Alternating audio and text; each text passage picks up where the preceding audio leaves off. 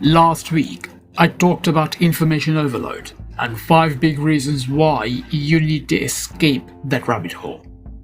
In today's episode, learn about at least 5 ways you can effectively cut down and minimize the negative impact of information overload in your life. Keep listening to learn more. Hello everyone, welcome back to another episode of the Growth Philosophy Podcast, a bite-sized weekly podcast focused on empowering you to think better and upgrade your life. So let's talk about how you can deal with information overload.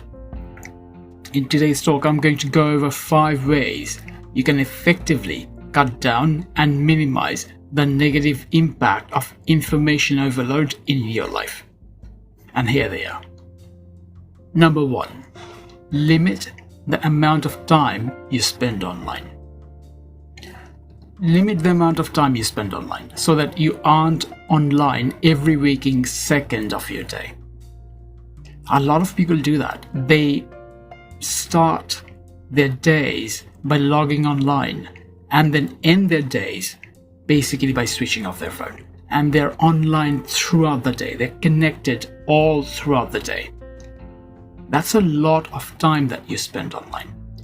So be a bit more mindful about the time that you spend online and limit it to limit information overload and overwhelm on your life. Having some downtime is essential for your health and your well-being.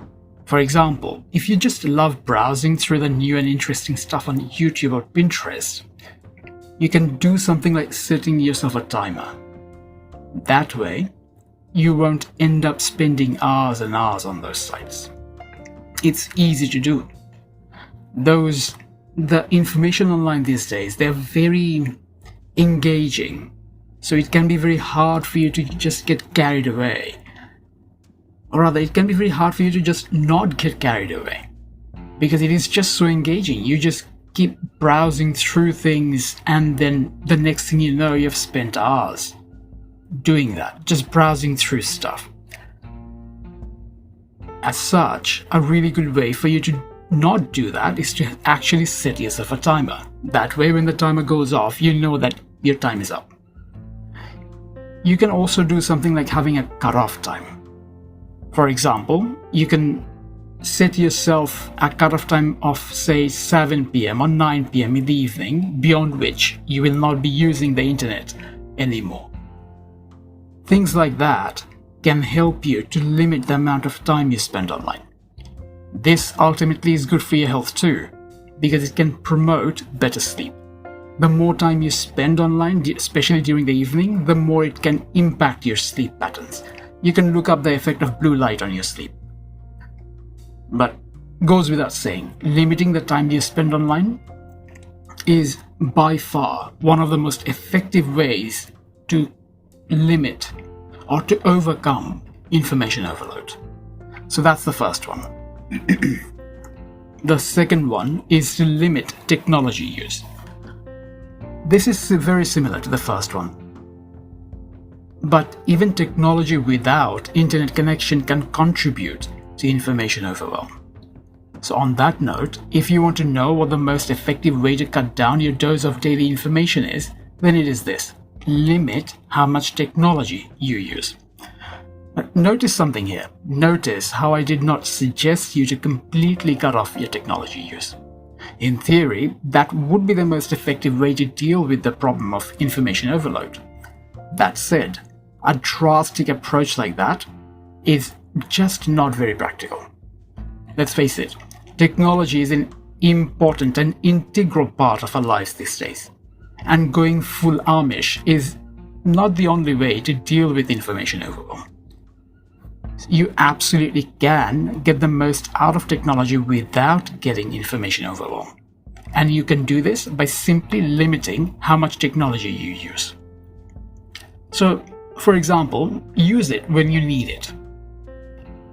But don't use it every waking hour of your day. You can do things like having a cutoff time, like no technology after 7 or 9 p.m., like I mentioned earlier, or some other time in the evening. So having a cutoff time like that can help you limit how much technology you use on a daily basis. So that's the second way that you can effectively deal with information overload.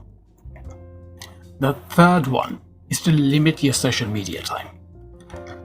Social media by far is the biggest source of information these days. A huge amount of content is created on sites like Facebook, Twitter, and Instagram, and so on, each and every hour. Not even day, each and every minute even. A massive amount of information is created on those sites. The more social media you browse, the more it inundates your mind with information. And the really bad news is that a huge portion of the information you get from social media platforms like Facebook is either completely useless or just plain fake news. So if you want to get a handle on the amount of information you're exposed to on a daily basis, as well as control the quality of the information you take in, limiting your social media exposure is one of the best ways to do that. So this is the third tip. Limit your social media time. The fourth one is to be selective about your sources of information. The quality of the information you expose your mind to has a major impact on your mental health, well-being, and happiness level. This is one of the reasons why I suggested limiting your social media exposure. When you expose your mind to good quality information, you're enriched and your life generally improves. On the other hand, bad quality and negative information takes a toll on your overall well-being. And the solution is simple. Just be selective about what you expose your mind to. So if you read news, for example, opt for reputable and reliable sources of news. The current pandemic is a great case study for this. So for instance, the WHO and Harvard are reliable and reputable sources of information when it comes to learning about the spread of the disease. But sites you have never heard of, or those with a reputation for focusing on clickbaity stuff, are not very solid or reliable or reputable sources of information. So when you're looking for information, it is smart to be careful about which source of information you rely on. It is smart to be selective about your sources of information because there is a lot of incorrect, even deceptive information floating out there. And it is your responsibility at the end of the day to make sure that you feed your mind good information and stay away from the unhelpful and negative ones. So be selective about your sources of information. That's the fourth one. The fifth one, the fifth tip that can help you to effectively deal with information overwhelm is to take technology-free breaks. And I don't mean you have to take 6-month-long breaks. They can be as small as scheduling 10 to 15 minutes during the day without any phone or other technology and being completely disconnected. So it can be as simple as just going for a 10-minute walk without your phone. There is absolutely no reason why you need to be connected round the clock. You don't need to be connected round the clock. So take technology-free breaks. That can be another really great way to improve your mental health and well-being and deal with information overwhelm. There are 2 more things you can do to help you effectively deal with information overwhelm. And those are to practice meditation and mindfulness. Practicing meditation and mindfulness can help you become more aware of your inner state of well-being, which in turn can help you avoid things that aren't very good for you. Those practices can also help you become more aware of the information that won't benefit you and make you more mindful about what you are doing and so on, which can help you to limit your exposure to information, especially the information that does you more harm than good. These 2 practices can also make it easier for you to deal with overwhelm at its core, making you more resilient and calm.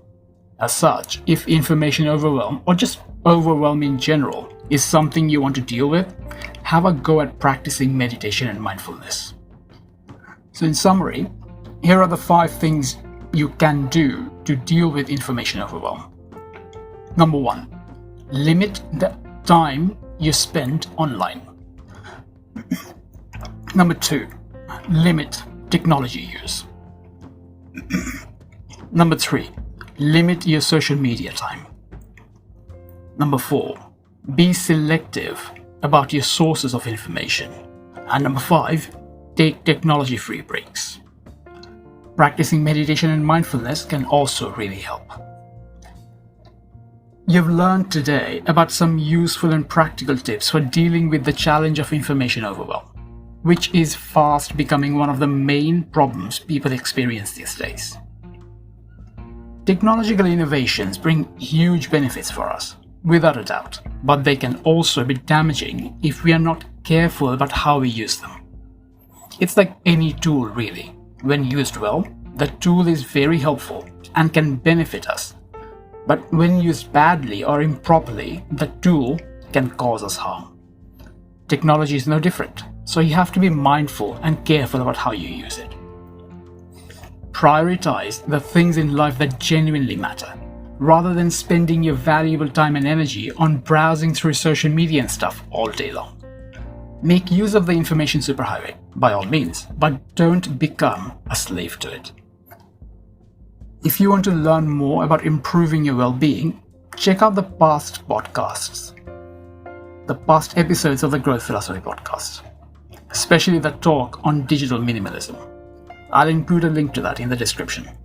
Also, tune in next week to learn about a strategy that can help you make the most of times when you do not feel like doing any work at all. This strategy that I'll talk about next week can transform your productivity and help you improve your life. I look forward to having you guys listen in again next week. Same place, same time. Until then, remember to take care of your thoughts because how you think matters a lot. But that's it for today. Have a great week, everyone.